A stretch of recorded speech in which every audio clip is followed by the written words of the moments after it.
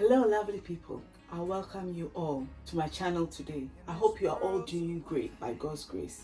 If you are new here, welcome. My name is Samira and be sure to subscribe, like and comment. So as we do it here, we start by discussing how we can improve our Christian living. Then we move on to the cooking.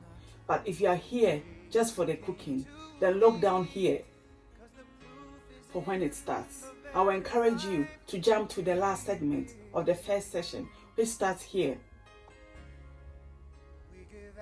because I believe it's the most important decision you would ever make. Let me remind us that the theme is growing up spiritually. I hope we all have been able to locate ourselves by now and should be able to tell our level of spirituality, whether in the babyhood, childhood, or the manhood stage. I hope you take these words I speak seriously so you can locate yourself and strive to improve on your spiritual life, so that when the trumpet sounds or when your time arrives, you'll be able to stand before the Lord triumphantly. Today, our topic is walking with the Father, and our key scripture is Matthew chapter 6, verse 25 to 34. This passage is long, but I'll try and read through it quickly. Matthew chapter 6, verse 25 to 34. I'm reading the New International Reader's Version. I read, I tell you, do not worry. Don't worry about your life and what you eat or drink. And don't worry about your body and what you wear. Isn't there more to life than eating? Aren't there more important things for the body than clothes? Look at the birds of the air. They don't plant or gather crops. They don't put away crops in storerooms. But your Father who is in heaven feeds them. Aren't you worth much more than they are? Can you add even 1 hour to your life by worrying? Why do you worry about clothes? See how the wildflowers grow. They don't work or make clothing. But here is what I tell you. Not even Solomon in all his royal robes was dressed like one of these flowers. If that is how God dresses the wild grass, won't he dress you even better? Your faith is so small.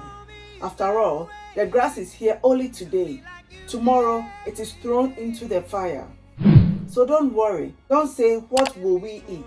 Or what will we drink? Or what will we wear? People who are ungodly run after all those things.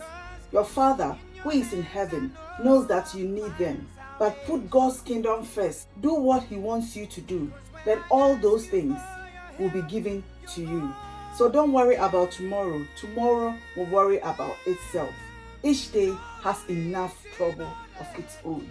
Amen. This is an amazing section of scripture. But for the time being, there are just 2 portions of it I want you to notice.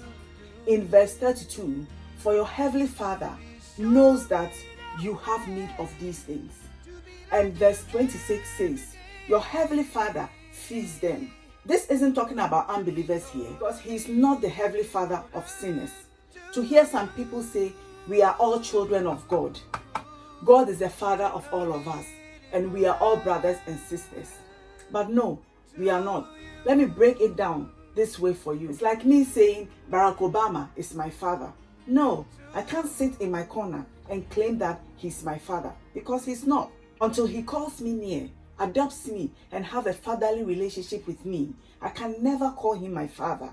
I say he calls us to himself because John chapter 6 verse 44 says, no one can come to me unless the Father who sent me draws them to me.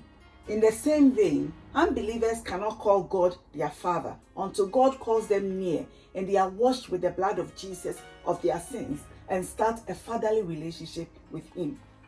The devil is the father of some people. Jesus said to some of the most religious people of that day, ye are of your father, the devil. He didn't say our heavenly Father was their father. He said the devil was their father. Yet even though we have been born again and have become children of God, I think so many times we have never really become acquainted with the Father. Our theme is growing up spiritually. We need to grow up by becoming acquainted with our Heavenly Father.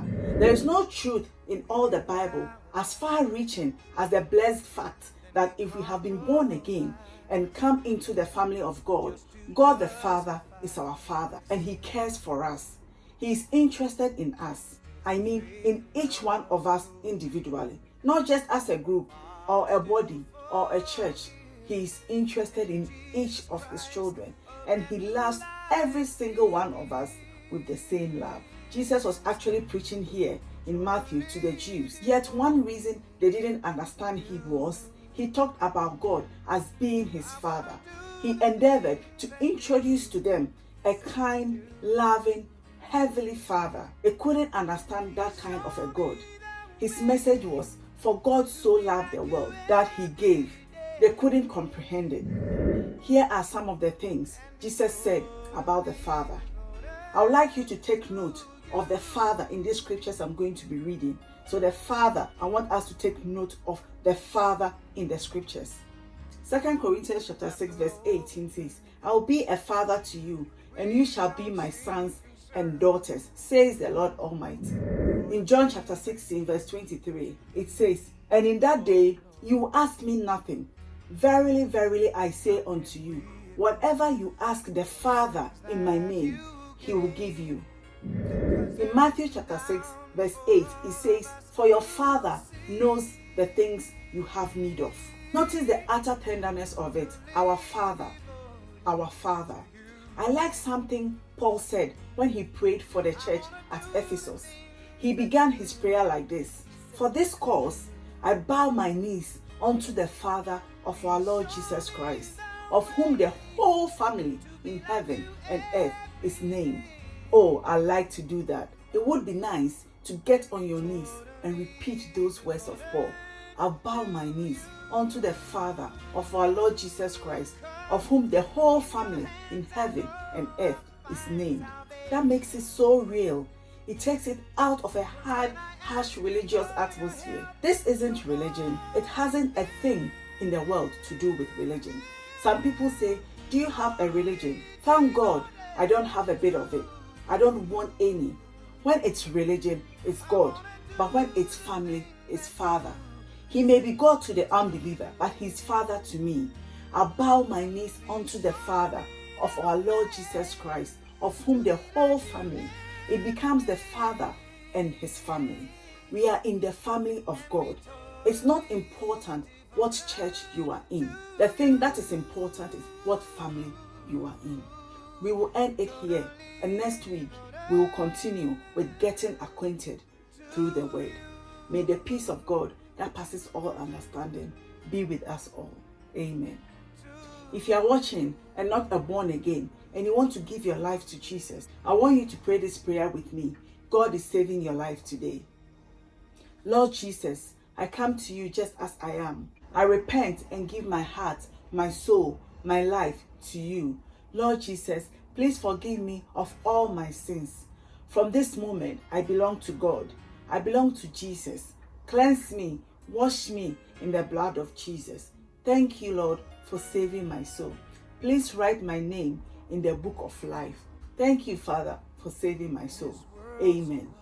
If you prayed this prayer with me and you think you will need guidance on what to do next, send me an email. My email address is in the description box below. Thank you all for taking time to listen. God bless you and keep you. Now, join me and let's do this cooking thing. Let's go do this cooking thing. This cooking thing. Hello, lovely people. Welcome back to the cooking session. If you're new here, please be sure to subscribe before you leave, and please share and comment. Okay, thank you very much for stopping by. So today we are continuing with our recreations, midweek recreations with Bezalea, God&Food. So today, as you can see, I'm preparing some chofi. But whose chofi are we preparing? So today we are making Nanaaba's kitchen's chofi, right? So she made this beautiful fried chofi, and before she made it, she paid homage to one chofi that she used to eat, that I also used to eat.